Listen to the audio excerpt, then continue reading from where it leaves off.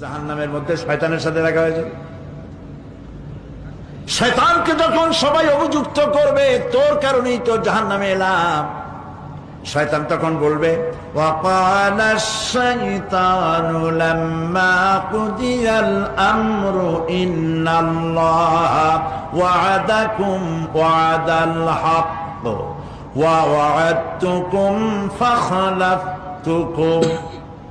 শয়তান বলবে আল্লাহ তোমাদেরকে সত্য প্রতিশ্রুতি দিয়েছিলেন, আমারে দোষ দিয়া লাভ নাই, আমারে দোষ দিয়া লাভ নাই।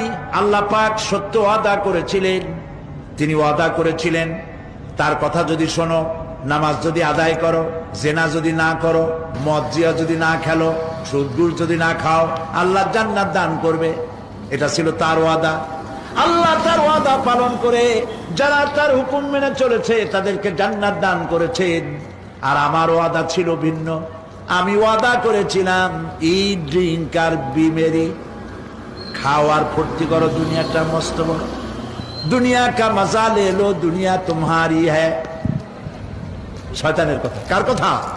শয়তানের কথা। শয়তানের কথা মতো শয়তান বলল, আমি বললাম পরকাল নাই, দেয়ার ইজ নো গড। বুদ্ধিজীবী মার্কা কথা। শ্রেষ্ঠ বুদ্ধিজীবী কে? চিল্লায় কোন? আমি অনেকগুলো ওয়াদা করছিলাম,